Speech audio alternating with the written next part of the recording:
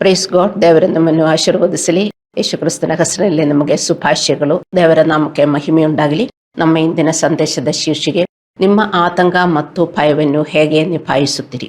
ಇಂದು ನಾವು ನಮ್ಮ ಕಷ್ಟಗಳಲ್ಲಿ ಮತ್ತು ನಮ್ಮ ಹೋರಾಟಗಳಲ್ಲಿ ಶಾಂತಿ ಮತ್ತು ದೇವರ ಸಾನ್ನಿಧ್ಯವನ್ನು ಕಂಡುಕೊಳ್ಳುವುದನ್ನು ಕಲಿಯಲಿದ್ದೇವೆ. ಅನಿರೀಕ್ಷಿತವಾಗಿ ಏನಾದರೂ ಸಂಭವಿಸಿದಾಗ ತಕ್ಷಣವೇ ನೀವು ಚಟುವಟಿಕೆ, ಗಾಬರಿ ಅಥವಾ ಭಯಭೀತರಾಗುತ್ತೀರಿ. ಅದು ಹಠಾತ್ ಕೆಟ್ಟ ಸುದ್ದಿಯಾಗಿರಬಹುದು ಅಥವಾ ನೀವು ಎಂದಿಗೂ ಊಹಿಸದ ಪರಿಸ್ಥಿತಿಯಾಗಿರಬಹುದು.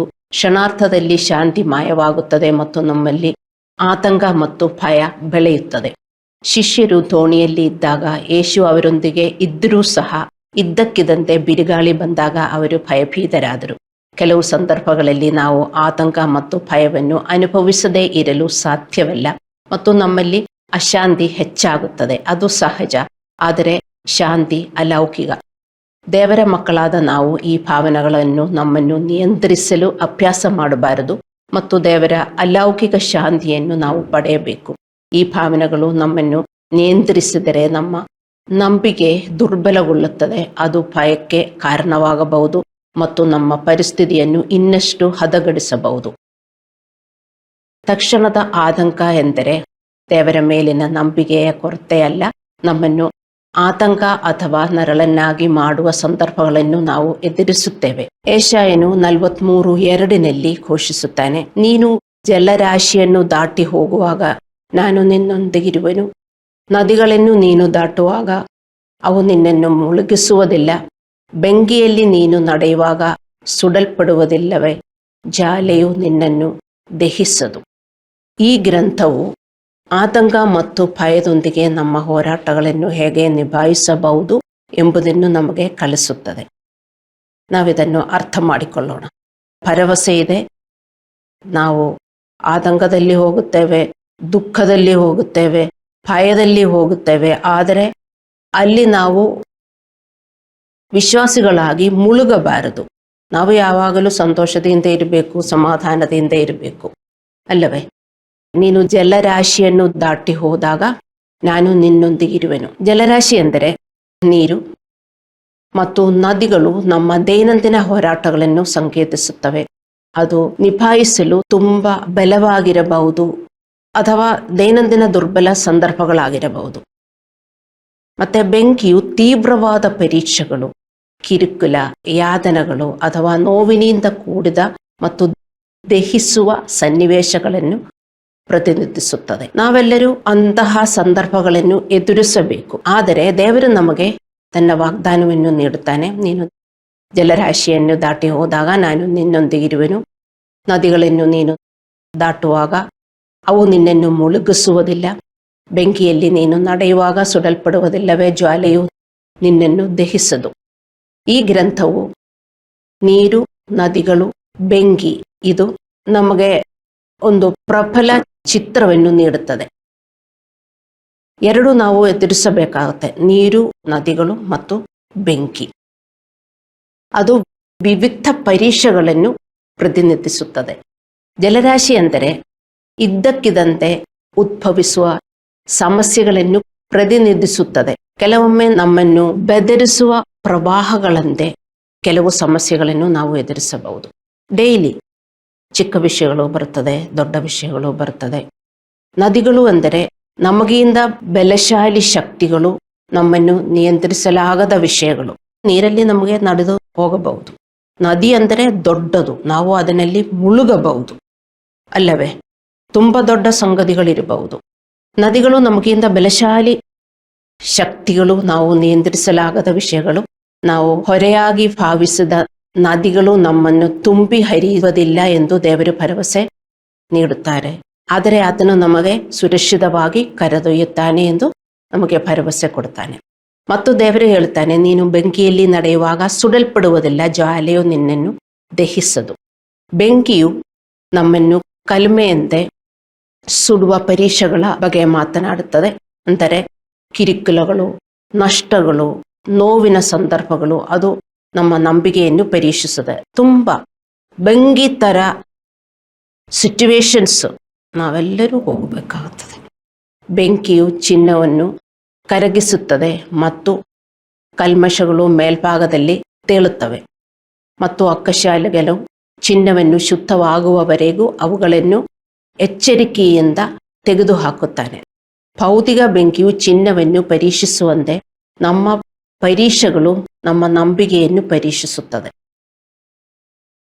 ಒಂದು ಅಕ್ಕಶಾಲಿ ಅಂದರೆ ಗೋಲ್ಡ್ ಸ್ಮಿತ್ ಏನು ಮಾಡುತ್ತಾನೆ ಅಂತ ನೋಡಿರಬಹುದು ಅಲ್ಲವೇ? ನೋಡಿದರೆ ನಮಗೆ ತುಂಬ ಖುಷಿಯಾಗತ್ತೆ.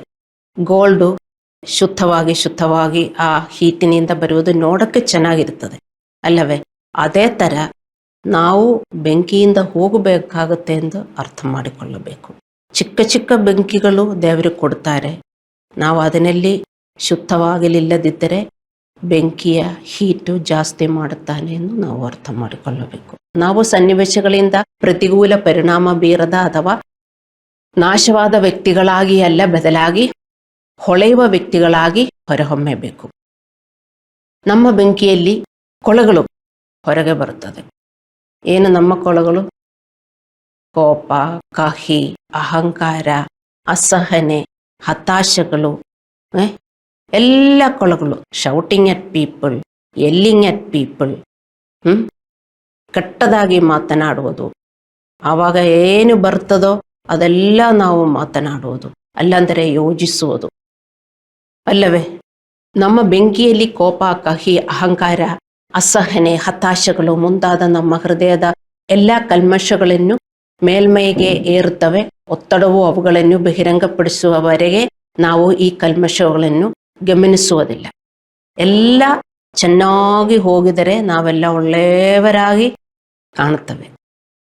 ಏನಾದರೂ ಒತ್ತಡ ಬಂದರೆ, ಏನೇ ಒತ್ತಡ ಆಗಲಿ, ಪರ್ಸನಲ್ ಒತ್ತಡ ಆಗಲಿ, ಅಲ್ಲಾಂದರೆ ಕುಟುಂಬದ ಒತ್ತಡ ಆಗಲಿ, ಆಫೀಸಲ್ಲಿ ಒತ್ತಡ ಆಗಲಿ, ಏನೇ ಒತ್ತಡ ಬಂದರೂ ಆ ಕಲ್ಮಶಗಳೆಲ್ಲ ನಮಗೆ ಗೊತ್ತಾಗುತ್ತದೆ. ನಾವು ಬೆಂಕಿಯಲ್ಲಿ ದೇವರೊಂದಿಗೆ ನಡೆದರೆ ದೇವರೇನು ಹೇಳ್ತಾ ಇದ್ದಾರೆ? ಬೆಂಕಿ ನಿನ್ನನ್ನು ಸುಡುವುದಿಲ್ಲ. ನಾನು ನಿನ್ನೊಂದಿಗೆ, ಹೌದು ನೀನು ಬೆಂಕಿಯಲ್ಲಿ ಹೋಗ್ತಾ ಇದೆ, ನಿನ್ನನ್ನು ಸುಡುವುದಂಗೆ ಇದೆ, ನಾನು ಬರ್ತೀನಿ, ಅದು ನಿನ್ನನ್ನು ಸುಡುವುದಿಲ್ಲ. ಶದ್ರಕ್, ಮೇಷಕ್, ಅಪಿಂಡಗೋ ಥರ ಅವರು ಬೆಂಕಿಯಲ್ಲಿ ಇದ್ರು, 3 ಜನ ಇದ್ರು, ಆದರೂ ಇನ್ನೊಬ್ಬರಿದ್ರು, ದೇವರಿದ್ದರೆ ಆ ಬೆಂಕಿ ನಮ್ಮನ್ನು ಸುಡುವುದಿಲ್ಲ. ದೇವರಿಲ್ಲದಿದ್ದರೆ ಅದನ್ನು ಸುಟ್ಟು ನಮ್ಮ ಮುಖನೂ ಸಂತೋಷ ಇಲ್ಲ, ಫುಲ್ ಟ್ಯಾಂಡ್ ಫೇಸ್ ಆಗುತ್ತದೆ. ದೇವರಿದ್ದರೆ ಅದರಿಂದ ಬರುವುದು ಸಂತೋಷದಿಂದ, ಮುಖದಲ್ಲಿ ಪ್ರಕಾಶ ಇರುತ್ತದೆ. ನೀವು ಅರ್ಥ ಮಾಡಿಕೊಳ್ಳಬೇಕು. ಹಲ್ಲೆಲೂಯಾ. ನಾವು ಬೆಂಕಿಯಲ್ಲಿ ದೇವರೊಂದಿಗೆ ನಡೆದರೆ ಅಂದರೆ ನಮ್ಮನ್ನು ಶುದ್ಧೀಕರಿಸಲು ನಮ್ಮ ಬೆಂಕಿಯಲ್ಲಿ ದೇವರಿಗೆ ಸಲ್ಲಿಸಿ ಶರಣಾದಾಗ ಅವು ನಮ್ಮ ಹೃದಯಗಳನ್ನು ವಿನಮ್ರ, ಶುದ್ಧ ಮತ್ತು ಬಲಶಾಲಿಗಳಾಗಿ ಮಾಡುತ್ತದೆ. ನಮಗೆ ಬಲ ಸಿಗುತ್ತದೆ, ನಾವು ಬೇಸರಗೊಳ್ಳುವುದಿಲ್ಲ. ನಮಗ ಗೊತ್ತಾಗಬೇಕು, ನಮಗೆಲ್ಲರಿಗೂ ಗೊತ್ತು, ದೇವರಿಗೆ ಎಲ್ಲದಕ್ಕೂ ಒಂದು ಉದ್ದೇಶ ಇದೆ ಅಲ್ಲವೇ? ಏನು ಉದ್ದೇಶ? ಎಲ್ಲ ಒಂದು ಉದ್ದೇಶದಿಂದ ನಡೀತಾ ಇರುವುದು. God has A plan for everything. What is that plan? ನಾವು ಒಳ್ಳೆಯವರಾಗಿ ದೇವರ ಥರ ಆಗಬೇಕು. ಅದಕ್ಕೆ ಸಲ್ಲಿಸಿ ಶರಣಾದಾಗ ದೇವರು ನಮ್ಮ ಜೊತೆಗೆ ಬರ್ತಾರೆ. ನಮಗೇನೂ ಆಗುವುದಿಲ್ಲ. ಇಲ್ಲದಿದ್ದರೆ ನಾವೆಲ್ಲ ಸುಟ್ಟು ಹೋಗುತ್ತೇವೆ. ಸೊ ನಮ್ಮ ಬೆಂಕಿಯಂತಹ ಸಂದರ್ಭಗಳಲ್ಲಿ ದೇವರು ನಮ್ಮ ಕಲ್ಮಶಗಳನ್ನು ಗುರುತಿಸಿ ಅವುಗಳನ್ನು ಶುದ್ಧೀಕರಿಸಬೇಕೆಂದು ದೇವರು ಬಯಸುತ್ತಾರೆ. ನಮಗೆ ಒಂದು ದೊಡ್ಡ ಸಮಸ್ಯೆ ಬಂದಾಗ ದೇವರು ನಮ್ಮನ್ನು ಕೈ ಬಿಡಲಿಲ್ಲ.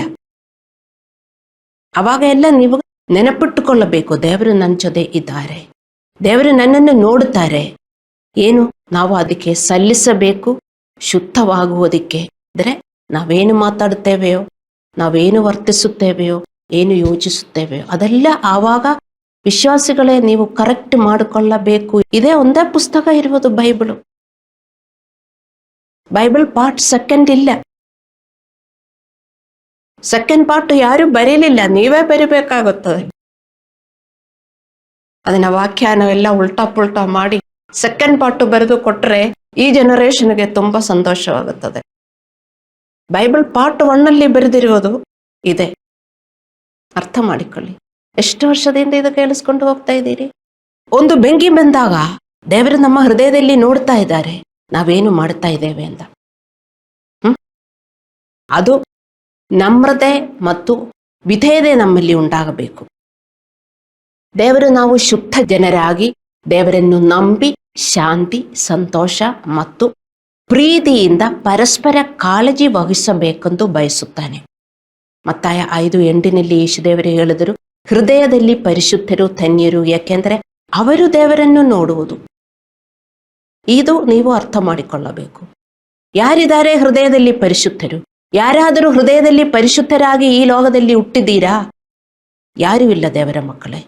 ಯೇಸುದೇವರು ಬಿಟ್ಟು ಯಾರು ಈ ಲೋಕದಲ್ಲಿ ಪರಿಶುದ್ಧರಾಗಿ ಹೃದಯದಲ್ಲಿ ಶುದ್ಧರಾಗಿ ಹುಟ್ಟಲಿಲ್ಲ. ಹುಟ್ಟಿದರ? ಇಲ್ಲ. ಆದರೆ ನೀವು ಅದಕ್ಕೆ ತಯಾರಿದ್ದರೆ ನೀವು ಪರಿಶುದ್ಧರು. ಅದಕ್ಕೆ ನಾವು ಜ್ಞಾನ ಸ್ನಾನ ತಕ್ಕೊಂಡಿರುವುದು. ಅವರು ಮಾತ್ರ ದೇವರನ್ನು ನೋಡುವುದು. ಹೌದು, ಬೆಂಕಿಯಲ್ಲಿ ಅವರು ದೇವರನ್ನು ನೋಡುತ್ತಾರೆ. ಬೆಂಕಿಯಲ್ಲಿ ಅವರು ಸಂತೋಷದಿಂದ ಹೋಗುತ್ತಾರೆ. ಅವರು ಗೊಣಗುವುದಿಲ್ಲ, ಅಯ್ಯೋ ಬಿಡಬೇಕು ಎಂದು ಹೇಳುವುದಿಲ್ಲ. ಮತ್ತು ಅವರು ಶುದ್ಧೀಕರಿಸಿ, ತನ್ನನ್ನು ಶುದ್ಧೀಕರಿಸಿ ಶುದ್ಧೀಕರಿಸಿ ಶುದ್ಧೀಕರಿಸಿ ಮುಂದೆ ಹೋಗ್ತಾರೆ. ಯಾರು? ಶುದ್ಧರಾಗುವವರು. ಹೃದಯದಲ್ಲಿ ಪರಿಶುದ್ಧರು ಧನ್ಯರು. ನೀವು ಇದು ಅರ್ಥ ಮಾಡಿಕೊಳ್ಳಬೇಕು. ಯೇಸುದೇವರು ಬಿಟ್ಟು ಯಾರು ಈ ಲೋಕದಲ್ಲಿ ಪರಿಶುದ್ಧರಾಗಿ ಹುಟ್ಟಿಲಿಲ್ಲ. ನೀವು ತಯಾರಾಗಿದ್ದರೆ ದೇವರು ಯಾವಾಗಲೂ ನಿಂಚದೇ ಇರ್ತಾರೆ. ನಿಮ್ಮ ಮುಖ ಹಂಗೆ glorious glorious glory to glory ನಾವು ಹೋಗಬೇಕಾಗುತ್ತದೆ. ಇಲ್ಲದಿದ್ದರೆ ಟ್ಯಾಂಡ್ ಫೇಸ್ ಆಗುತ್ತದೆ. ಎಷ್ಟೊಂದು ಮುಖಕ್ಕೆ ಫೇಶಿಯಲ್ ಆಗ್ತಾರೆ. ಅಯ್ಯೋ ತುಂಬಾ ಕಪ್ಪಗಾಗುತ್ತೆ. ಇಲ್ಲ, ಟೆನ್ಷನ್ ಬಂದ್ರೆ ಮುಖ ಕಪ್ಪಗಾಗುತ್ತದೆ ದೇವರ ಮಕ್ಕಳೇ. ಕೋರ್ಟಿಸೋಲ್ ವಿಲ್ ಮೇಕ್ ಯುವರ್ ಫೇಸ್, ಕೆಲವರ ಫೇಸು ಬ್ಲ್ಯಾಕ್. ನಾವು ಬೆಂಕಿಗೆ ವಿಧೇಯರಾಗಿ ನಮ್ಮ ಹೃದಯವನ್ನು ಶುದ್ಧೀಕರಿಸದಿದ್ದರೆ ನಮ್ಮ ಬೆಂಕಿ ಹೆಚ್ಚಾಗುತ್ತದೆ. Just compare A gold Smith and god. Gold Smith ಚಿನ್ನವನ್ನು ಹೇಗೆ ಶುದ್ಧೀಕರಿಸುತ್ತಾನೆ, ಅದೇ ತರ ದೇವರು ನಮ್ಮನ್ನು ಶುದ್ಧೀಕರಿಸಲು ಬಯಸುತ್ತಾನೆ. ದೇವರು ಹೇಳ್ತಾ ಇದ್ದಾರೆ, ಹೌದು ಬೆಂಕಿಯಂತಹ ಸಂದರ್ಭಗಳಲ್ಲಿ ನೀನು ಹೋಗಬೇಕು. ನಾನು ನೆನಚದೇ ಇದ್ದೀನಿ, ನನಗೇನೂ ಆಗಲ್ಲ, ಅದು ಸುಡುವುದಿಲ್ಲ. ಹಲ್ಲೆಲೂಯಾ. ಇದು ನಮ್ಮೆಲ್ಲರಿಗೂ ವಾಸ್ತವ. ಜೀವನದ ಹೊರೆಗಳನ್ನು ಹೆಚ್ಚಾದಾಗ ಮತ್ತು ನಮ್ಮ ಆತಂಕಗಳನ್ನು ಮತ್ತು ಭಯಗಳನ್ನು ಹೆಚ್ಚಾದಾಗ ದೇವರು ಯೆಶಾಯ 43:2 ನಮಗೆ ಪರಿಹಾರವನ್ನು ನೀಡುತ್ತಾ ಇದ್ದಾರೆ. ನಾವು ನೀರನ್ನು ದಾಟಿ, ನದಿಗಳನ್ನು ದಾಟಿ ಹೋಗಬೇಕಾಗುತ್ತದೆ, ಬೆಂಕಿಯಲ್ಲೂ ಹೋಗಬೇಕಾಗುತ್ತದೆ. ಯಾರೇ ಆದ್ರೂ ವಿಶ್ವಾಸಿಗಳಾಗಿದ್ದರೆ ಮಾತ್ರ ಅಲ್ಲ, ವಿಶ್ವಾಸಿಗಳಿಗೂ ಮಾತ್ರ ಇದು ಹೇಗೆ ಎದುರಿಸಬೇಕು ಅಂತ ಗೊತ್ತಾಗುತ್ತದೆ. ಅವರಿಗೂ ಮಾತ್ರ ಮಾಡಕ್ಕಾಗುತ್ತದೆ, ಅವರಿಗೂ ಮಾತ್ರ ಪರಿಹಾರ ಸಿಗುತ್ತದೆ. ಮತ್ತೆ ವಿಶ್ವಾಸಿಗಳು ಈ ಲೋಕದವರ ತರ ಜೀವನ ಮಾಡಿದರೆ ಅವರಿಗೂ ಏನು ಪರಿಹಾರ ಇಲ್ಲ ಅಂತ ನಾವು ಅರ್ಥ ಮಾಡಿಕೊಳ್ಳಬೇಕು. ಹಲ್ಲೆಲೂಯಾ. ನಾವು ಈ ಗ್ರಂಥವನ್ನು ಸ್ಪಷ್ಟವಾಗಿ ಅರ್ಥ ಮಾಡಿಕೊಳ್ಳಬೇಕು ಮತ್ತು ಶಾಂತಿಯಿಂದ ಮತ್ತು ಶಕ್ತಿಯಿಂದ ಬದುಕಲು ಕಲಿಯಬೇಕು. ನಮಗೆ ಶಕ್ತಿ ಬೇಕು ಮುಂದೆ ಹೋಗುವುದಕ್ಕೆ. ಏನೇ ಪ್ರಾಬ್ಲಮ್ ಬಂದರೂ ಅದು ಎದುರಿಸುವುದಕ್ಕೆ ನಮಗೆ ಶಕ್ತಿ ಬೇಕು. ಅದಕ್ಕೆ ನೀವು ನಿಮ್ಮ ಶಕ್ತಿಗೋಸ್ಕರ, ಒಬ್ರಿಗೊಬ್ಬರ ಶಕ್ತಿಗೋಸ್ಕರ ನೀವು ಕಾಳಜಿ ಉಳ್ಳವರಾಗಿ ಪ್ರೀತಿಯಿಂದ ಪ್ರಾರ್ಥಿಸಬೇಕು ದೇವರ ಮಕ್ಕಳೇ.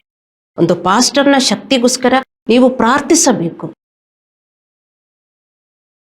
ಪಾಸ್ಟರ್ ಎಷ್ಟೊಂದು ಬೆಂಕಿಯಿಂದ ಹಾದು ಹೋಗಬೇಕಾಗುತ್ತದೆ. ಪಾಸ್ಟರ್ಗೆ ಏನಾದ್ರು ಬೆಂಕಿ ಅಲ್ಲ, ಐಸ್ ಕ್ಯೂಬ್ಸ್ ಅದಲ್ಲ ಅಲ್ಲ. ನಿಮಗಿಂತ ಜಾಸ್ತಿ ಶಕ್ತಿ ಪಾಸ್ಟರ್ಗೆ ಬೇಕು. ಅದಕ್ಕೆ ನೀವು ಪಾಸ್ಟರನ್ನು ನೀವು ಪ್ರೇಯರ್ ಮಾಡಿ ಸಪೋರ್ಟ್ ಮಾಡಬೇಕಾಗುತ್ತದೆ. ದೇವರು ಹೇಳುತ್ತಾರೆ, ನಾವು ಮನುಷ್ಯರಂತೆ ಜಲರಾಶಿಗಳನ್ನು ನದಿಗಳನ್ನು ದಾಟಿ ಹೋಗಬೇಕಾಗುತ್ತದೆ ಮತ್ತು ಬೆಂಕಿಯಲ್ಲಿ ನಡೆಯಬೇಕಾಗುತ್ತದೆ. ಬರೆದಿಟ್ಕೊಳ್ಳಿ, ನೀವು ವಿಶ್ವಾಸಿಗಳಾಗಿದ್ದಾರೆ.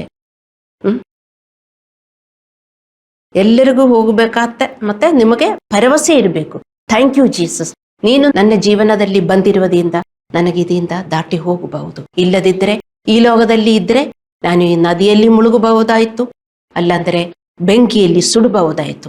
ಹಂಗೆಲ್ಲ ಒಂದು ವಿಶ್ವಾಸಿ ದೇವರಿಗೆ ಸ್ತೋತ್ರ ಹೇಳಿಕೊಂಡು ಜೀವನ ಮಾಡುವುದು. ಅದು ಬಿಟ್ಟು ವಿಶ್ವಾಸಿಗಳು ಒಳ್ಳೆ ಕಪ್ಪು ಮುಖದಿಂದ ಜೀವನ ಮಾಡಿದರೆ ಮುಖದಲ್ಲಿ ಸಂತೋಷ ಇಲ್ಲ. ನೀರಿಗೆ 2 ಮೀನಿಂಗ್ ಇದೆ ಬೈಬಲಲ್ಲಿ. ನಮ್ಮ ಕಷ್ಟಗಳು ಮತ್ತು ದೇವರ ವಾಕ್ಯಗಳು. ಯೋಹಾನ 4:14 ನೀರೆಂದರೆ ದೇವರ ವಾಕ್ಯ. ಮತ್ತೆ ಎಫೆಸ್ಯದವರಿಗೆ 5:26 ನಾವು ಓದುತ್ತೇವೆ, ಆತನು ಅದನ್ನು ಎಂದರೆ ಚರ್ಚ್, ಅದನ್ನು ಅಂದರೆ ಚರ್ಚನ್ನು, ಚರ್ಚ್ ಅಂದರೆ ನಾವು ಒಬ್ಬೊಬ್ಬರು, ನಮ್ಮಲ್ಲಿ ಪ್ರತಿಯೊಬ್ಬರು ವಾಕ್ಯವೆಂಬ ನೀರಿನಿಂದ ತೊಳೆದು ಪ್ರತಿಷ್ಠಿಸಿ ಶುದ್ಧ ಮಾಡುತ್ತಾನೆ ಅಂತ. ನೀವು ದೇವರ ವಾಕ್ಯ ಓದಬೇಕು, ಅದು ಬೈಹಾಟು ಮಾಡಬೇಕು, ಅದೆಲ್ಲ ನಿಮಗೆ ಗೊತ್ತಿರಬೇಕು. ಈ ಲೋಕದಲ್ಲಿ ಏನೇನು ನಡೆಯುತ್ತದೆ, ಏನೇನಿದೆ ಅಂದೆಲ್ಲ ನಮಗೆ ಗೊತ್ತಿದೆ. ಕೆಲವೊಂದು ನಮಗೆ ಗೊತ್ತಿಲ್ಲದಿದ್ದರೆ ನಾವು ಬೈಹಾಟ್ ಮಾಡುತ್ತೇವೆ ಅಲ್ಲವೇ, ನಮಗೆ ಬೇಕಾಗಿರೋದು. ಅದೇ ಥರ ದೇವರ ವಾಕ್ಯಗಳು ನಾವು ಬೈಹಾಟ್ ಮಾಡಿ ನಾವು ಸಂಗ್ರಹಿಸಬೇಕು. ಅದರ ಪ್ರಕಾರ ನಡೆಯೋದಿಕ್ಕೆ ನಾವು ನಮ್ಮ ದೇಹದ ಕೊಳೆಯನ್ನು ತೊಳೆಯುವಂತೆ ದೇವರ ವಾಕ್ಯವು ನಮ್ಮ ಹೃದಯವನ್ನು ಎಲ್ಲ ಕೊಳೆಯಿಂದ ಶುದ್ಧೀಕರಿಸುತ್ತದೆ. ನೀರೆಂದರೆ ದೇವರ ವಾಕ್ಯ. ನೀರು ನಾವು ಎದಕ್ಕೆ ಯೂಸ್ ಮಾಡಬೇಕು? ನಮ್ಮನ್ನು ತೊಳೆಯುವುದಕ್ಕೆ, ನಾವು ಸ್ನಾನ ಮಾಡುವುದಕ್ಕೂ ಮತ್ತು ಕೊಳೆ ಇರುವುದೆಲ್ಲ ತೊಳೆಯುವುದಕ್ಕೆ ನಾವು ನೀರು ಯೂಸ್ ಮಾಡುವುದು. ಅದೇ ಥರ ವಾಕ್ಯದಿಂದ ನಾವು ನಮ್ಮನ್ನು ಶುದ್ಧೀಕರಿಸಬೇಕು. ಅಂದರೆ ವಾಕ್ಯ ಏನು ಹೇಳುತ್ತದೆಯೋ ಅದರ ಪ್ರಕಾರ ನಾವು ಜೀವಿಸಬೇಕು. ವಾಕ್ಯ ಒಂದು ಹೇಳುತ್ತದೆ ಮತ್ತು ನಾವು ಹಳೆಯದೆಲ್ಲ ಬಿಡುವುದಿಲ್ಲದಿದ್ದರೆ ನಾವು ನೀರಿನಿಂದ ಶುದ್ಧೀಕರಿಸುತ್ತೇವಾ? ಇಲ್ಲ. ದಿನವಿಡೀ ಧೂಳು ಮತ್ತು ಮಣ್ಣಿನಲ್ಲಿ ಕೆಲಸ ಮಾಡುವ ವ್ಯಕ್ತಿಯನ್ನು ಯೋಚಿಸಿ, ಅವನು ಮನೆಗೆ ಬಂದಾಗ ಅವನಿಗೆ ಭಾರ ಮತ್ತು ಅಶುದ್ಧ ಅನಿಸುತ್ತದೆ. ಸ್ನಾನದ ನಂತರ ಅವನು ತಾಜಾ, ಹಗುರ ಮತ್ತು ನವೀಕರಣನಾಗಿರುತ್ತಾನೆ. ನಿಮಗೂ ಗೊತ್ತು, ನೀವು ತುಂಬ ಟಯರ್ಡ್ ಆಗಿ ಹೊರಗಡೆಯಿಂದ ಬಂದರೆ ಒಂದು ಸ್ನಾನ ಮಾಡಿದರೆ ಎಷ್ಟೊಂದು ಫ್ರೆಶ್ ಆಗುತ್ತದೆ ಅಲ್ಲವೇ? ಏಕೆಂದರೆ ನಮಗೆ ಆ ನೀರು ನಮ್ಮ ಮೇಲೆ ಬಿದ್ದಾಗ ನಾವು ಫ್ರೆಶ್ ಆಗುತ್ತೇವೆ. ಅದಕ್ಕೆ 2-3 ಸಾರಿ ನೀವು ಒಂದಿನ ದೇಹ ಸ್ನಾನ ಮಾಡಬೇಕು, ನಿಮಗೆ ಫ್ರೆಶ್ ಆಗುತ್ತದೆ. ಅದೇ ರೀತಿಯಲ್ಲಿ ಪಾಪ, ಕ್ಷಮಿಸದಿರುವಿಕೆ, ಅಪರಾಧ ಪ್ರಜ್ಞೆ, ನಿರಾಸೆ, ಆತಂಕ ಇತ್ಯಾದಿಗಳು ನಮ್ಮ ಹೃದಯಕ್ಕೆ ಅಂಟಿಕೊಂಡಾಗ ನಾವು ಚಡಪಡಿಸುತ್ತೇವೆ ಮತ್ತು ಹೃದಯದಲ್ಲಿ ಭಾರವನ್ನು ಅನುಭವಿಸುತ್ತೇವೆ. ನಮ್ಮ ಹೃದಯದಲ್ಲಿ ಭಾರ, ಸಂತೋಷ ಇಲ್ಲ. ನಾವು ಫ್ರೆಶ್ ಅನಿಸುತ್ತೇವಾ? ಇಲ್ಲ. ನಾವು ಯಾವಾಗ ಫ್ರೆಶ್ ಅನಿಸುವುದಿಲ್ಲೋ, ನಮ್ಮ ಆತ್ಮದಲ್ಲಿ ಯಾವಾಗ ಫ್ರೆಶ್ ಅನಿಸೋದಿಲ್ಲ, ಆವಾಗ ಎಲ್ಲ ನೀವು ಅರ್ಥ ಮಾಡಿಕೊಳ್ಳಬೇಕು, ನೀವು ವಾಕ್ಯದಿಂದ ಸ್ನಾನ ಮಾಡಬೇಕು. ನಿಮ್ಮ ಹೃದಯದಲ್ಲಿ ಯಾಕೆ ಸಂತೋಷ ಇಲ್ಲ, ಭಾರ ಇರುವುದೊಂದು ನೀವು ಕಂಡುಹಿಡಿಯಬೇಕು. ಅದರ ಪ್ರಕಾರ ನೀವು ವಾಕ್ಯಗಳನ್ನು ಧ್ಯಾನಿಸಬೇಕು, ಒಬೆ ಮಾಡಬೇಕು. ಎಂದರೆ ನೀವು ದೇವರ ವಾಕ್ಯ ಮತ್ತು ಪವಿತ್ರಾತ್ಮದ ಶಕ್ತಿಯನ್ನು ಬಳಸಿಕೊಂಡು ಅವುಗಳನ್ನು ತೊಳೆಯುವಾಗ ನಾವು ಶುದ್ಧೀಕರಿಸಲ್ಪಡುತ್ತೇವೆ, ಉಲ್ಲಾಸಗೊಳ್ಳುತ್ತೇವೆ ಮತ್ತು ಬಲಗೊಳ್ಳುತ್ತೇವೆ. ನೀವು ಅರ್ಥ ಮಾಡಿಕೊಳ್ಳಿ, ನೀವೀಗ ಟಯರ್ಡ್ ಆಗಿ ಇದ್ದೀರಾ? ಇದು ಫಿಸಿಕಲಿ ನಮಗೇನಾಗುತ್ತದೋ ಅದೇ ದೇವರ ಮಕ್ಕಳೇ ಸ್ಪಿರಿಚುಲಿ ಆಗುವುದು. ನಮಗೆ ಹೊಟ್ಟೆ ಹಸಿದರೆ ನಾವು ಟಯರ್ಡ್ ಆಗುತ್ತೇವೆ, ಅಲ್ಲಾಂದರೆ ನಮಗೆ ತುಂಬ ಸ್ವೆಟ್ಟಿಂಗು ಎಲ್ಲ ಇದ್ದರೂ ನಮಗೆ ಟಯರ್ಡ್ ಆಗುತ್ತೇವೆ ತುಂಬ ಕೆಲಸ ಮಾಡಿದರೆ. ಆದರೆ ನಾವೇನಾದರೂ ಊಟ ಮಾಡಿ ಸ್ನಾನ ಮಾಡಿದ ಮೇಲೆ ಊಟ ಮಾಡಬೇಕು. ಸ್ನಾನ ಮಾಡಿ ಊಟ ಮಾಡಿದರೆ ನಮಗೆ ಸ್ವಲ್ಪ ಉಸಿರು ಬರುತ್ತದೆ ಅಲ್ಲವೇ? ಅದೇ ಥರ ಆದರೂ ಸ್ನಾನ ಮಾಡಿದರೂ ಊಟ ಮಾಡಿದರೂ ಕೆಲವೊಮ್ಮೆ ನಮಗೆ ಸಂತೋಷ ಬರುವುದಿಲ್ಲ ಮತ್ತು ಟಯರ್ಡ್ ಅನಿಸುತ್ತದೆ. ಯಾಕೆ? ನೀವು ಅರ್ಥ ಮಾಡಿಕೊಳ್ಳಬೇಕು, ನಿಮ್ಮ ಹೃದಯ ಭಾರವಾಗಿದೆ ಅಲ್ಲವೇ? ಅದು ಹೃದಯದ ಭಾರ ನೀವು ಅರ್ಥ ಮಾಡಿಕೊಂಡು ವಾಕ್ಯದಿಂದ ನೀವು ಸ್ನಾನ ಮಾಡಬೇಕು. ಅಂದರೆ ನಾವು ಕಷ್ಟಗಳನ್ನು ಎದುರಿಸುವಾಗ ನಮ್ಮ ಹೃದಯವು ಭಾರವಾಗಿರುತ್ತದೆ ಮತ್ತು ಕೊಳಕಾಗಿರುತ್ತೇವೆ ಪಾಪಗಳಿಂದ. ಅವುಗಳಿಂದ ಶುದ್ಧೀಕರಿಸಬೇಕು. ಅವುಗಳು ನಾವು ಶುದ್ಧೀಕರಿಸಲು ದೇವರ ವಾಕ್ಯವನ್ನು, ದೇವರ ವಾಕ್ಯ ನೀರು ಬೆಳೆಸಬೇಕು. ದೇವರ ವಾಕ್ಯದಿಂದ ನಾವು ನಮ್ಮನ್ನು ಹೇಗೆ ತೊಳೆದುಕೊಳ್ಳುತ್ತೇವೆ, ನಿಮಗೆ ಅರ್ಥವಾಯ್ತಾ? ದೇವರ ವಾಕ್ಯದಿಂದ ನಮ್ಮನ್ನು ನಾವು ತೊಳೆಯಬೇಕು. ನೀವು ಹೃದಯದಲ್ಲಿ ಭಾರವಾಗಿ ಇರಬಾರದು. ನಾವು ಯಾವಾಗಲೂ ಲೈಟ್ ಆಗಿರಬೇಕು, ಸಂತೋಷದಿಂದ ಇರಬೇಕು. ಕ್ಷಮೆ ಹೇಳುವ ಮೂಲಕ ಮತ್ತು ದೇವರ ವಾಕ್ಯವನ್ನು ಧ್ಯಾನಿಸುವ ಮೂಲಕ ಆಗ ನಾವು ಉಲ್ಲಾಸ, ತಾಜಾ, ಶಾಂತಿಯಲ್ಲಿ ಇರ್ತೇವೆ, ಬಲಶಾಲಿಗಳಾಗಿ ಇರುತ್ತೇವೆ. ಇದು ನಾವು ಮಾಡಲಿಲ್ಲದಿದ್ದರೆ ಮತ್ತು ನಮಗೆ ಭಾರವಾಗಿರುತ್ತದೆ. ವಚನ ಧ್ಯಾನಿಸಬೇಕು. ನೀವು ವಚನ ಧ್ಯಾನಿಸುತ್ತಾ ಇದ್ದೀರಾ? ನೀವು ವಚನ ಧ್ಯಾನಿಸುತ್ತಾ ಇಲ್ಲದಿದ್ದರೆ ಈ ಲೋಕದಲ್ಲಿ ಇರುವ ಭಾರನೇ ಧ್ಯಾನಿಸೋದು ಒಂದು ಅರ್ಥ ಮಾಡಿಕೊಳ್ಳಬೇಕು. ನ್ಯಾಚುರಲಿ ಅದು ನಮಗೆ ಬಂದೇ ಬರ್ತದೆ. ಅದಕ್ಕೆ ನಾವು ನಮ್ಮ ಯೋಚನೆಗಳೆಲ್ಲ ನಾವು ಸೆರೆ ಹಿಡಿದು ಅದು ಬಿಟ್ಟು ದೇವರ ವಾಕ್ಯವನ್ನು ನಾವು ಧ್ಯಾನಿಸಬೇಕು ಅಂತ 2 ಕೊರಿಂಥದವರಿಗೆ 10:5 ಬರೆದಿದೆ ಅಲ್ಲವೇ? ಇದೆಲ್ಲ ನೀವು ಮಾಡ್ತಾ ಹೋಗಬೇಕು. ಆದರೆ ಮಾತ್ರ ನಿಮಗೆ ಒಂದು ಬೆಂಕಿ ಬಂದಾಗ ಹೇಗೆ ಅದರಲ್ಲಿ ಹೋಗಬೇಕು ಅಂತ ಅರ್ಥವಾಗುತ್ತದೆ. ಡೈಲಿ ನಮಗೆ ನೀರಲ್ಲಿ ಹೋಗಬೇಕಾಗುತ್ತದೆ ಮತ್ತು ನದಿಗಳಿಂದ ಹೋಗಬೇಕಾಗುತ್ತದೆ ಅಲ್ಲವೇ? ಡೈಲಿ ಬೆಳಗ್ಗೆ ಎದ್ದ ತಕ್ಷಣ ಯಾರಾದರೂ ಇರಿಟೇಟ್ ಮಾಡ್ತಾರೆ, ಏನೇನು ನಮಗೆ ಸಂಭವಿಸುತ್ತದೆ ಅದೆಲ್ಲ ನಾವು ಡೀಲು ಮಾಡುತ್ತಾ, ಒಂದೊಂದು ಚಿಕ್ಕ ವಿಷಯ ಕೂಡ ನಾವು ಡೀಲು ಮಾಡುತ್ತಾ ಹೋಗಬೇಕು. ಅದು ನಾವು ಡೀಲು ಮಾಡಲಿಲ್ಲ ಆದ್ರೆ at the end of the day ಅಯ್ಯೋ ಸಾಕಾ ಹೋಗಿದೆ ಅಂತ ಅನಿಸುತ್ತದೆ. ಸಂತೋಷ ಇಲ್ಲ, ಸಮಾಧಾನವಿಲ್ಲ. ಅಲ್ಲಾಂದ್ರೆ ಆವಾಗ ಆದರೂ ನೀವು ಅರ್ಥ ಮಾಡಿಕೊಳ್ಳಬೇಕು, ಆ ದಿನದಲ್ಲಿ ಎಷ್ಟೊಂದು ಪಾಪ ಮಾಡಿದೆ, ಸಂತೋಷ ಇರಲಿಲ್ಲ, ಶಾಂತಿ ಇರಲಿಲ್ಲ, ಎಷ್ಟೊಂದು ಗೊಣಗಾಡಿದೆ, ಎಷ್ಟೊಂದು ಕೋಪ ಬಂದಿದೆ. ಇದೆಲ್ಲ ಸಂಗ್ರಹಿಸಿ ರಾತ್ರಿ ಆದಾಗ ತುಂಬಾ ಭಾರ ಆಯಿತು.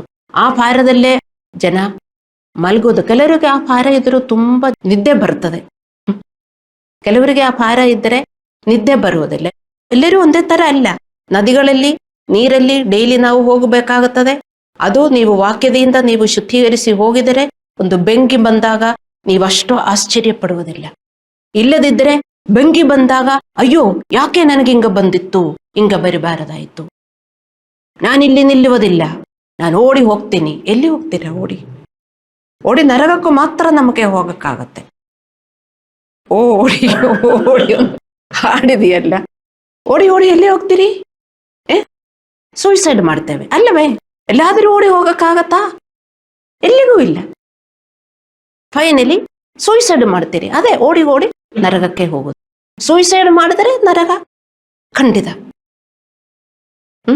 ಸೊ ವಿಶ್ವಾಸಿಗಳಾಗಿ ಈ ವಾಕ್ಯ ನೀವು ಅರ್ಥ ಮಾಡಿಕೊಳ್ಳಬೇಕು.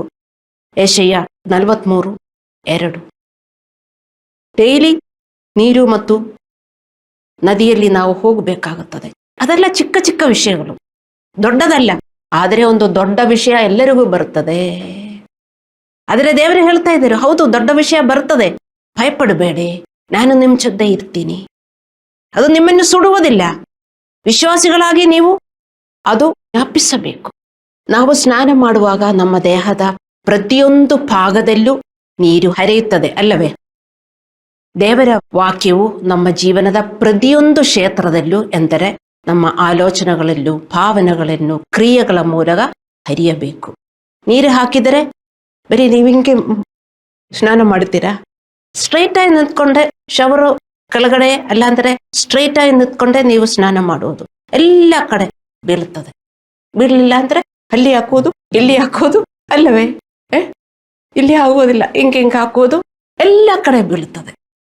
ಅದೇ ತರ ದೇವರ ವಾಕ್ಯದಿಂದ ಸ್ನಾನ ಮಾಡುವುದು ಅಂದರೆ ನಾವು ಯೋಚಿಸುವುದಲ್ಲಿ, ನಾವು ವರ್ತಿಸುವುದಲ್ಲಿ, ಮಾತನಾಡುವುದಲ್ಲಿ ಎಲ್ಲ ವಾಕ್ಯ ಉಪಯೋಗಿಸಬೇಕು. ಆದರೆ ಮಾತ್ರ ದೇವರ ವಾಕ್ಯದಿಂದ ನಾವು ಸ್ನಾನ ಮಾಡುವುದು. ಹಲ್ಲೆಲೂಯಾ. ದೇವರ ವಾಕ್ಯದಿಂದ ಇದೆಲ್ಲ ಸ್ನಾನ ಮಾಡಿದರೆ ಮಾತ್ರ ನಾವು ಶುದ್ಧವಾಗುವುದು. ಅದೇ ಮುಖ್ಯ. ಯೋಚನೆ, ಮಾತಾಡುವುದು, ವರ್ತಿಸುವುದು, ಇಲ್ಲೆಲ್ಲ ನೀರಾಕ್ಬೇಕು. ನಾವೆಂದಿಗೂ ಆತಂಕ ಅಥವಾ ಭಯವನ್ನು ಅನುಭವಿಸುವುದಿಲ್ಲ ಎಂದು ಬೈಬಲ್ ನಮಗೆ ಕಲಿಸುವುದಿಲ್ಲ, ಭರವಸೆ ನೀಡಲೂ ಇಲ್ಲ. ಆದರೆ ಅವುಗಳನ್ನು ಶಾಂತಿ ಮತ್ತು ವಿಮೋಚನೆಗೆ ಕಾರಣವಾಗುವ ರೀತಿಯಲ್ಲಿ ಹೇಗೆ ನಿರ್ವಹಿಸಬೇಕೆಂದು ನಮಗೆ ಕಲಿಸುತ್ತದೆ. ಹೌದು, ದೇವರ ಹತ್ರ ನಾವು ಬಂದಿದ್ದೇವೆ, ಈಗ ನಮಗೇನು ಬರುವುದಿಲ್ಲ ಅಂದ್ರೆ ದೇವರೆಂದಿಗೂ ಭರವಸೆ ಕೊಡಲಿಲ್ಲ. ದೇವರ ಮಕ್ಕಳೇ, ಈ ರೋಗದಲ್ಲಿ ನಮಗೆ ಏನೇನಾಗಿದೆಯೋ ಅದೆಲ್ಲ ಬರುತ್ತದೆ. ಆದರೆ ದೇವರ ದಾರಿಯಿಂದ ಹೋಗಿದರೆ ಅದು ನಮಗೆ ಕೆಟ್ಟದು ಮಾಡುವುದಿಲ್ಲ. ಇದೇ ವಿಶ್ವಾಸಿಗಳು ಅರ್ಥ ಮಾಡಿಕೊಳ್ಳಬೇಕಾಗುತ್ತದೆ. ದೇವರ ಮಗನಾದ ಯೇಸು ಕೂಡ ಶಿಲುಬೆಯ ಮೊದಲು ತೀವ್ರ ದುಃಖವನ್ನು ಅನುಭವಿಸಿದನು. ಮತ್ತಾಯ 26:37-38. ಇದರಲ್ಲಿ ನಾವು ಓದುತ್ತೇವೆ, ಯೇಸು ತನ್ನ ಶಿಷ್ಯರಿಗೆ ಹೇಳಿದರು, ನನ್ನ ಪ್ರಾಣವು ಮರಣ ಹೊಂದುವಷ್ಟು ಅತಿ ದುಃಖಕ್ಕೆ ಒಳಗಾಗಿದೆ. ಯೇಸುವಿನ ಕೂಡ ದುಃಖದಿಂದ ಹೋಗಿದ್ದರು ಅಲ್ಲವೇ? ಮತ್ತು ಯೇಸು ಅಡ್ಡ ಬಿದ್ದು ಹೀಗೆ ಪ್ರಾರ್ಥಿಸಿದನು, ಓ ನನ್ನ ತಂದೆಯೇ, ಸಾಧ್ಯವಾದರೆ ಈ ಪಾತ್ರೆಯು ನನ್ನನ್ನು ಬಿಟ್ಟು ಹೋಗಲಿ, ಆದಾಗ್ಯೂ ನನ್ನ ಚಿತ್ತದಂತಲ್ಲ ನಿನ್ನ ಚಿತ್ತದಂತೆಯೇ ಆಗಿಲಿ ಎಂದು ಅವನು ಅಂತನು. ಆದರೂ ನಮ್ಮಂತೆಯೇ ಅವನು ತನ್ನ ಕಷ್ಟಗಳಲ್ಲಿ ಪಾಪ ಮಾಡಲಿಲ್ಲ. ಅವನು ದೇವರ ವಿರುದ್ಧ ಗೊಣಗುತ್ತಲಿಲ್ಲ. ತನಗೆ ತೊಂದರೆ ಕೊಟ್ಟ ಜನರ ಬಗ್ಗೆ ಕಹಿ ಭಾವನೆ ಬೆಳೆಸಿಕೊಳ್ಳಲಿಲ್ಲ. ಅವನು ಕೋಪದಿಂದ ವರ್ತಿಸಲಿಲ್ಲ. ಇದು ನಾವು ಅವರಿಂದ ಕಲಿಯಬೇಕಾದ ಮತ್ತು ಅಭ್ಯಾಸ ಮಾಡಬೇಕಾದ ಪಾಠ. ನಾವೆಲ್ಲರೂ ಯೇಸುದೇವರ ಹತ್ರ ಬಂದಿದ್ದೇವೆ. ಯೇಸುದೇವರು ಏನು ಹೇಳಿದರು? ಮತ್ತಾಯ 11:22-29 ಇದೇ ಸುವಿಶೇಷ. ಕಷ್ಟಪಡುವವರೇ, ಭಾರ ಹೊತ್ತುವವರೇ, ನೀವೆಲ್ಲರೂ ನನ್ನ ಬಳಿಗೆ ಬನ್ನಿರಿ, ನಾನು ನಿಮಗೆ ವಿಶ್ರಾಂತಿ ಕೊಡುವೆನು.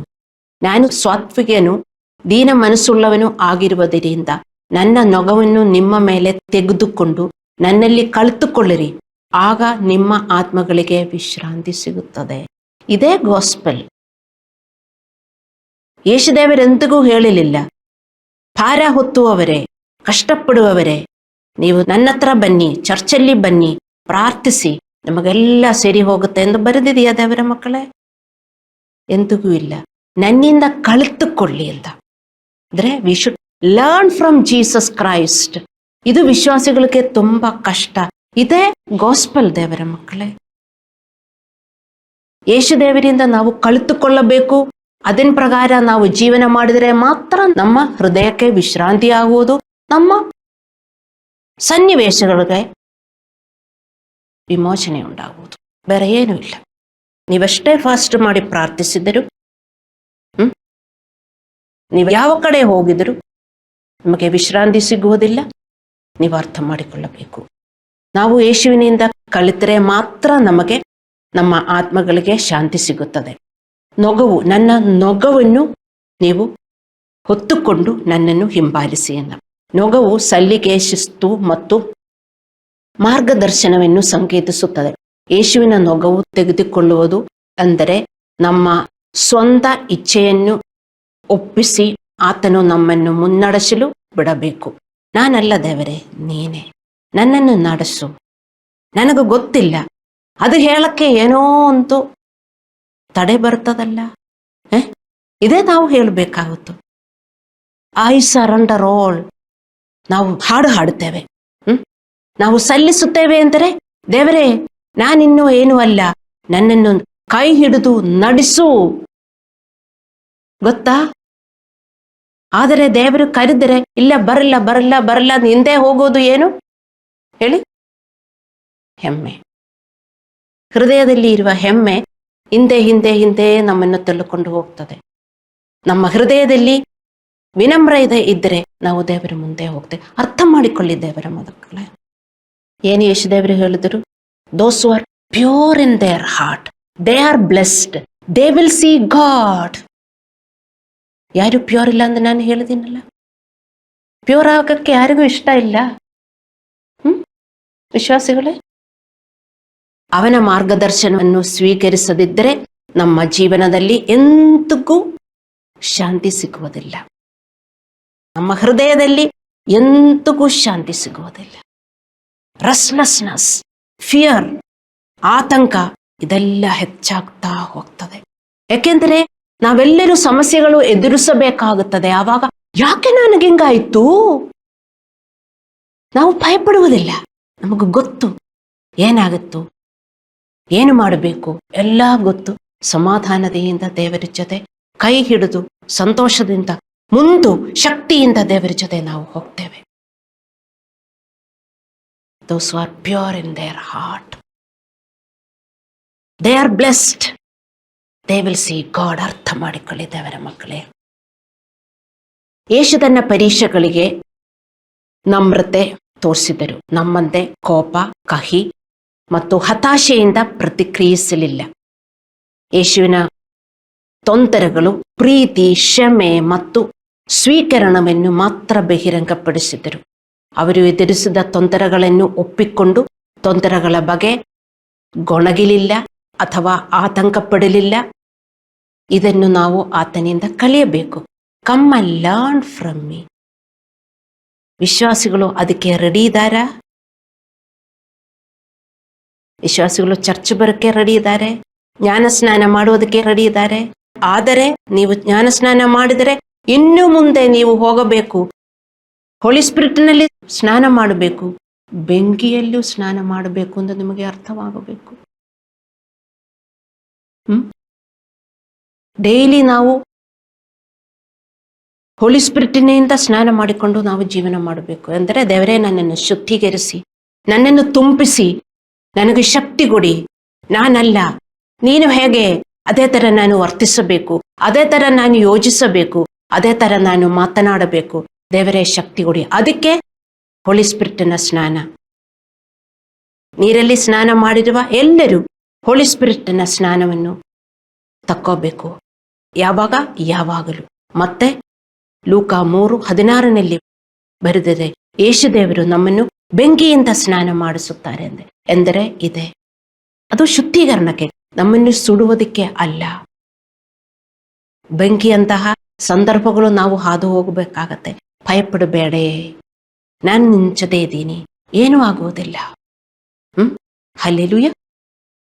ಇದಲ್ಲದೆ ಯೇಸು ತನ್ನ ಭಾವನೆಗಳನ್ನು ನಿರಾಕರಿಸಲಿಲ್ಲ. ಯೇಸು ಏನು ಹಾದು ಹೋಗಿದೆಯೋ ಅದೆಲ್ಲ ಬೈಬಲಲ್ಲಿ ಬರೆದಿದೆ ಅಲ್ಲವೇ? ತನ್ನ ಶಿಷ್ಯರಿಗೆ ತನ್ನ ಆತ್ಮವು ದುಃಖವಾಗಿದೆ ಎಂದು ಬಹಿರಂಗವಾಗಿ ಅವನು ಹೇಳಿದನು. ಮತ್ತು ಅವನು ತನ್ನ ಹೊರೆಯನ್ನು ತನ್ನ ತಂದೆಯ ಬಳಿಗೆ ತಂದನು 3 ಬಾರಿ ಪ್ರಾರ್ಥಿಸಿದನು. ಯೇಸು ಶಿಷ್ಯರಿಗೆ ಹೇಳಿದರು. ಯೇಸು ತನ್ನ ಕಷ್ಟಗಳನ್ನು ಒಬ್ಬಂಟಿಯಾಗಿ ಹೊತ್ತುಕೊಂಡಿಲ್ಲ, ಶಿಷ್ಯರಿಗೆ ತನ್ನ ಕಷ್ಟಗಳನ್ನು ಹೇಳಿದನು. ನಾವು ಒಬ್ಬರಿಗೆ ನಮ್ಮ ಕಷ್ಟ ಹೇಳಿದಾಗ ನಮ್ಮ ಹೃದಯಕ್ಕೆ ಸ್ವಲ್ಪ ಸಾಂತ್ವನ ಸಿಗುತ್ತದೆ ಅಲ್ಲವೇ? ಅದೇ ಚರ್ಚು. ನೀವೆಲ್ಲ ಹಂಗೆ ಇಟ್ಟುಕೊಳ್ಳಿ, ಯಾರ ಹತ್ರ ಏನು ಹೇಳಬೇಡ. ಹೌದು, ಯೇಸು ದೇವರ ಹತ್ರ ಹೇಳಬೇಕು. ಆದರೆ ಯೇಸು ತನ್ನ ಕಷ್ಟಗಳನ್ನು ಒಬ್ಬಂಟಿಯಾಗಿ ಹೊತ್ತುಕೊಂಡಿಲ್ಲ, ಶಿಷ್ಯರಿಗೆ, ಬೇರೆಯವರಿಗಲ್ಲ, ಶಿಷ್ಯರಿಗೆ ತನ್ನ ಕಷ್ಟಗಳನ್ನು ಹೇಳಿದನು. ಇದನ್ನು ನಾವು ಯೇಸುವಿನಿಂದ ಕಲಿಯಬೇಕು. ನಮ್ಮ ಕಷ್ಟಗಳನ್ನು ದೈವಭಕ್ತ, ಕ್ರಿಸ್ತನಲ್ಲಿ ಬೆಳೆಯುವ ಕಾಳಜಿಯುಳ್ಳ ವಿಶ್ವಾಸಿಗಳೊಂದಿಗೆ, ಅಂಥವರಿಗೆ ಮಾತ್ರ, ಅಲ್ಲಾಂದ್ರೆ ಪಾಸ್ಟರಿಗೆ ನೀವು ಹಂಚಿಕೊಳ್ಳಿ. ಅವರು ನಿಮಗಾಗಿ ಪ್ರಾರ್ಥಿಸುತ್ತಾರೆ, ಅವರು ನಿಮಗಾಗಿ ಸಲಹೆ ಕೊಡುತ್ತಾರೆ. ಯಾರು?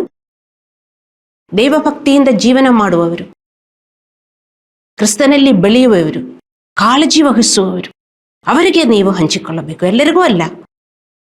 ಮತ್ತೆ ನೀವು ಹಂಚಿಕೊಳ್ಳಬೇಕು ಎಂದು ದೇವರ ಕಲ್ಪನೆಯಾಗಿದೆ. ಇದು ಉದಾಹರಣೆ. ಯೇಸು ಯಾಕೆ ಹೇಳಿದರು? ನೀವೆಲ್ಲ ಏನು ತಿಳ್ಕೊಳ್ತೀರಿ? ಪಾಸ್ಟರ್ ಹತ್ರ ಬಂದು ಹೇಳಿದರೆ ಪಾಸ್ಟರ್ ಏನು ತಿಳ್ಕೊಳ್ಳುತ್ತಾರೆ? ಪಾಸ್ಟರ್ ಗೊತ್ತೇ ಇಲ್ಲ ನೀವೇನು ಐಸಿನಿಂದ ಹೋಗ್ತಾ ಇದ್ದೀರಾ, ಬೆಂಕಿಯಿಂದ ಹೋಗ್ತಾ ಇರುವುದು ಪಾಸ್ಟರ್ಗೆ ಗೊತ್ತಿಲ್ಲ. ಯಾರು ಬೆಂಕಿ ನನಗೆ ಗೊತ್ತೇ ಇಲ್ಲ, ಯಾರು ಬಂದು ಹೇಳಲ್ಲ. ಯಾರಿಗೂ ಸಲಹೆ ಬೇಡ, ಯಾರಿಗೂ ಪ್ರಾರ್ಥನೆ ಬೇಡ. ಪಾಸ್ಟರ್ ನಾನು ಇಷ್ಟು ಕಷ್ಟದಿಂದ ಹೋಗ್ತಾ ಇದ್ದೀನಿ, ನನಗೆ ಪ್ರಾರ್ಥಿಸಿಯಿಂದ ಯಾರು ಬಂದು ಹೇಳಲ್ಲ. ಯಾಕಂದ್ರೆ ಪಾಸ್ಟರ್ ಏನು ಹೇಳ್ತಾರೆ ಅಂದ್ರೆ ಎಷ್ಟು ಮೂರ್ಖತನ ಅಲ್ವೇ?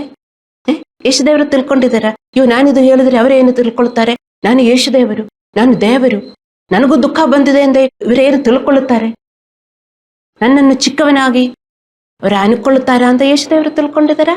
ಎಂತಗೂ ಇಲ್ಲ. ಮತ್ತೆ ಯಾಕೆ ವಿಶ್ವಾಸಿಗಳಿಗೆ ಇಷ್ಟೊಂದು ಅಹಂಭಾವ? ಮತ್ತೆ ಯೇಸು ದೇವರು ಏನು ಮಾಡಿದ್ರು? 3 ಸಾರಿ ಸೇಮ್ ಥಿಂಗ್ ಹಿ ಹಸ್ ರಿಪೀಟೆಡ್ ಅಂಡ್ ಪ್ರೇಡ್. ಇದು ನಮ್ಗೆ ತೋರಿಸೋದು ಏನು? ಯಾವಾಗಲೂ ನಾವು ಪ್ರಾರ್ಥಿಸಬೇಕು. ನಮಗೆ ಬಿಡುಗಡೆ ಸಿಗುವ ತನಕ ನಾವು ಪ್ರಾರ್ಥಿಸುತ್ತಲೇ ಇರಬೇಕು. ನಾವು ಬಿಟ್ಟು ಬಿಡಬಾರದು. ಪ್ರಾರ್ಥನೆಯಲ್ಲಿ ನಾವು ಬೇಸರಗೊಳ್ಳಬಾರದು. ಪ್ರಾರ್ಥನೆಗಳನ್ನು ಎಂದಿಗೂ ಬಿಟ್ಟು ಬಿಡಬೇಡ ಅಥವಾ ಆಯಾಸಗೊಳ್ಳಬೇಡ ಎಂದು ನಮಗೆ ದೇವರು ಕಳಿಸಿದ್ದಾರೆ. ಲೂಕ 11:1, ಕೊಲೋಸಿದವರಿಗೆ 4:2, ರೋಮಪುರದವರಿಗೆ 12:12. ನಮ್ಮ ಕಷ್ಟಗಳು ನಮ್ಮ ಹೃದಯಗಳನ್ನು ಬಹಿರಂಗಪಡಿಸುತ್ತದೆ. ಯೇಸುವಿನ ಕಷ್ಟಗಳು ಪ್ರೀತಿ ಮತ್ತು ಕ್ಷಮೆಯನ್ನು ಮಾತ್ರ ಬಹಿರಂಗಪಡಿಸಿದವು. ಆದರೆ ಯೇಸು ದೇವರು ಅವರು ದೇವರಾಗಿದ್ದರು. ಆದರೆ ನಾವು ದೇವರಲ್ಲ, ನಾವು ಮನುಷ್ಯರು. ನಮಗೆ ಕಷ್ಟ ಬಂದಾಗ ನಮ್ಮ ಒಳಗಡೆ ಇರುವುದೆಲ್ಲ ನಮಗೆ ಹೊರಗೆ ಬರುತ್ತದೆ. ದೇವರ ಮಕ್ಕಳೇ, ನಾವು ಅದೆಲ್ಲ ಕಂಡು ಹಿಡಿದು, ನಾನು ಮೊದಲು ಹೇಳಿದ್ದೀನಿ, ಅದೊಂದು ಬುಕ್ಕಲ್ಲಿ ಬರೆದಿಟ್ಟು ನೀವು ಪ್ರಾರ್ಥಿಸಬೇಕು. ಏನೇನು ಕೊಳಕು ಒಳಗೆ ಇದೆ ಅಂತ ಒಂದು ಒತ್ತಡ ಬಂದಾಗ ಮಾತ್ರ ನಮಗೆ ಅರ್ಥವಾಗುವುದು ಅಲ್ಲವೇ? ಇಲ್ಲದಿದ್ದರೆ ನಮಗೆ ಅರ್ಥವಾಗುವುದಿಲ್ಲ. ನಮ್ಮ ಕಷ್ಟಗಳಲ್ಲಿ ನಾವು ನಮ್ಮ ಹೃದಯಗಳಲ್ಲಿ ಇರುವ ನಮ್ಮ ಕೊಳಕುಗಳನ್ನು ನೋಡಬಹುದು. ಕೋಪ, ಕಹಿ, ಸ್ವಾರ್ಥ, ಭಯ, ಹತಾಶೆ, ಹೆಮ್ಮೆ, ಶ್ರಮಸಾದಿರುವಿಕೆ. ದೇವರು ನಮ್ಮಲ್ಲಿರುವ ಕೊಳೆಯನ್ನು ನಮಗೆ ತೋರಿಸುತ್ತಿದ್ದಾನೆ. ಅದು ನಮ್ಮ ಹೃದಯದ ದೇವರ ಎಕ್ಸ್ರೇ. ನೀವು ಸಮಸ್ಯೆಗಳನ್ನು ಮಾತ್ರ ನಿಭಾಯಿಸಲು ದೇವರಿಗೆ ಕೇಳಬಾರದು. ದೇವರೇ, ನಾನು ತುಂಬ ಕಷ್ಟದಿಂದ ಹೋಗ್ತಾ ಇದ್ದೀನಿ, ನನಗೆ ಬಿಡುಗಡೆ ಕೊಡಿ ಎಂದು ಮಾತ್ರ ನೀವು ಪ್ರಾರ್ಥನೆ ಮಾಡಬಾರದು. ಅದಕ್ಕೂ ಪ್ರಾರ್ಥನೆ ಮಾಡಬೇಕು, but not just for that. ಆತನು ನಿಮಗೆ ಬಹಿರಂಗಪಡಿಸುವ ಕೊಳೆಯನ್ನು ತೆಗೆದು ಹಾಕುವಂತೆ ನೀವು ಆತನಿಗೆ ಹೇಳಬೇಕು. ಒಂದು ಸಮಸ್ಯೆ ಬಂದಾಗ ಏನೇನು ಕೊಳಕು ಬಂದಿದೆ, ಒಂದು ಬುಟ್ಟಿಯಲ್ಲಿ ಇಟ್ಟು ಬಿಟ್ಟಿದೆಯಲ್ಲ, ಅದು ಕೂಡ ದೇವರ ಹತ್ರ ತಕೊಂಡು ಹೋಗಿ, ದೇವರೇ ನೀವು ಇದೆಲ್ಲ ನೋಡಿದೆಯಲ್ಲ, ನನಗೇನು ಸೆಲ್ಫ್ ಕಂಟ್ರೋಲ್ ಇರಲಿಲ್ಲ ದೇವರೇ, ನಾನು ಹಿಂಗೆ ಜೀವನ ಮಾಡಬಾರದು. ದೇವರೇ ಶಕ್ತಿ ಕೊಡಿ, ಶಕ್ತಿ ಕೊಡಿ, ನಾನು ನಿನ್ನಂತೆ ವರ್ತಿಸಬೇಕು ಸ್ವಾಮಿ. ಇಷ್ಟ ಇದೆಯಾ? ಫಸ್ಟ್ ಆಫ್ ಆಲ್ ವಿಶ್ವಾಸಿಗಳಿಗೆ ಅದಕ್ಕೆ ಇಷ್ಟ ಇದೆಯಾ? ಅದೇ ಮುಖ್ಯ. ಅದಕ್ಕಿಷ್ಟ ಇಲ್ಲ, ನಾನು ಹಿಂಗೇ ಇರಬೇಕು, ನಾನು ಪ್ರಾರ್ಥಿಸುತ್ತೀನಿ, ಚರ್ಚೆ ಹೋಗ್ತೀನಿ, ನಾನೆಲ್ಲ ಮಾಡ್ತೀನಿ, ಹೃದಯ ಶುದ್ಧೀಕರಿಸುವ ಬದಲು ಎಲ್ಲ ಮಾಡ್ತೀನಿ, ನನಗೂ ಬೇಕಾಗಿರುವುದೆಲ್ಲ ನೀನು ಕೊಡಬೇಕು. ಅದಲ್ಲ ಗಾಸ್ಪೆಲ್. ಸೊ ಒಂದು ಒತ್ತಡ ಬಂದಾಗ ದೇವರೇ ಈ ಒತ್ತಡದಿಂದ ನನ್ನನ್ನು ಕಾಪಾಡುವುದು ಮಾತ್ರ ಅಲ್ಲ ನಾವು ಪ್ರಾರ್ಥಿಸೋದು. ಆ ಒತ್ತಡದಲ್ಲಿ ನಮ್ಮಿಂದ ಏನೇನು ಕೊಳಕು ಬಂದಿದೆಯೋ ಅದೆಲ್ಲ ನೀವು ಒಂದೊಂದಾಗಿ ದೇವರಿಗೆ ಹೇಳಿ. ಒಂದು ಒತ್ತಡ ಬಂದ್ರೆ ನೀವು ಒಂದೊಂದಾಗಿ ನೀವು ಹೇಳ್ತೀರಲ್ಲ, ದೇವರೇ ನನಗೆ ಅದಂಗಾಯ್ತು, ಹಿಂಗಾಯ್ತು, ಇದು ಮಾಡಿ ದೇವರೇ ಎಂದು ನಾವು ಹೇಳ್ತೀವಲ್ಲ, ಅದೇ ತರ ನಮ್ಮ ಹೃದಯದಿಂದ ಏನೇನು ಕೊಳಕು ಹೊರಗೆ ಬಂದಿದೆ ಅದೆಲ್ಲ ದೇವರಿಗೆ ಹೇಳಿ, ದೇವರೇ ನಾನು ಹಿಂಗೆ ಮಾಡಬಾರದು ದೇವರೇ, ನನಗೆ ಶಕ್ತಿ ಕೊಡಿ ದೇವರೇ, ನಾನು ಮನುಷ್ಯರನ್ನು ಪ್ರೀತಿಸಬೇಕು ದೇವರೇ, ನಾನು ಕ್ಷಮಿಸಬೇಕು ದೇವರೇ, ಸಂತೋಷವಾಗಿ ಇರಬೇಕು, ತೃಪ್ತಿಯಿಂದ ಇರಬೇಕು. ಏನೇನು ನಿಮಗೇ ಗೊತ್ತು, ಎಷ್ಟೊಂದು ಗೊಣಗಾಡುತ್ತೇವೆ ನಾವು, ಹಂಗೆಲ್ಲ ನಾವು ಮಾಡಬಾರದಲ್ಲ. ಇದು ನಿಮ್ಮ ವಿಮೋಚನೆಗೆ ಬಹಳ ಮುಖ್ಯ. ಇದು ಬಿಟ್ಟು ಬರೀ ದೇವರೇ ನನಗೆ ವಿಮೋಚನೆ ಕೊಡಿ ಎಂದರೆ ದೇವರು ವಿಮೋಚನೆ ಕೊಡುವುದಿಲ್ಲ. ಇದಕ್ಕೆ ನನಗೆ ವಿಮೋಚನೆ ಕೊಡಿ ಎಂದು ಹೇಳಿದರೆ, ಇದು ನೀವು ನಿಭಾಯಿಸಲು ಶುರುವಾದಾಗ ನಿಮ್ಮ ಸಮಸ್ಯೆಗಳು ಕಮ್ಮಿ ಆಗ್ತಾ ಬರ್ತದೆ. ಇದೇ ಗಾಸ್ಪೆಲ್. ಇದಷ್ಟು ಕಷ್ಟ ನಮ್ಮ ಮನುಷ್ಯರಿಗೂ ನನಗೂ ಗೊತ್ತಿಲ್ಲ. ನೋಡು, ಚರ್ಚಲ್ಲೆಲ್ಲ ಎಷ್ಟು ಜನ ಬರ್ತಾರೆ. ನಿಜವಾದ ಗಾಸ್ಪೆಲ್ ಗೊತ್ತಾಗದ ಮೇಲೆ ಚರ್ಚ್ ಬಿಟ್ಟು ಹೋಗ್ತಾರೆ. ಬರೀ ಪ್ರಾರ್ಥಿಸುವುದು ಅಂದರೆ ಚರ್ಚ್ಗೆ ಬರ್ತಾರೆ. ಬರೀ ಪ್ರೇಯರ್ ಮಾಡಿ, ಪ್ರಾರ್ಥಿಸು, ಚರ್ಚ್ಗೆ ಹೋಗಿ, ಕ್ರಿಸ್ಮಸ್ ಮಾಡಿ, ಈಸ್ಟರ್ ಮಾಡಿ, ಎಲ್ಲ ಮಾಡಿ, ಒಳ್ಳೆ ಆಕ್ಟಿವಿಟೀಸು ಎಲ್ಲ ಇದ್ದರೆ ವಿಶ್ವಾಸಿಗಳಿಗೆ ತುಂಬಾ ಸಂತೋಷ ಅಲ್ಲವೇ? ತುಂಬಾ ದುಃಖ ಬರ್ತದೆ ದೇವರ ಮಕ್ಕಳೇ. ನೀವು ನಿಮ್ಮ ಹೃದಯದಲ್ಲಿರುವ ಕೊಳೆಯನ್ನು ತೆಗೆದು ಹಾಕುತ್ತಲೇ ಇರಬೇಕು. ನಿಮ್ಮ ಪ್ರಾಬ್ಲಮ್ಸು ದೇವರು ತೆಗೆದು ಹಾಕುತ್ತಲೇ ಇರಬೇಕಲ್ಲ.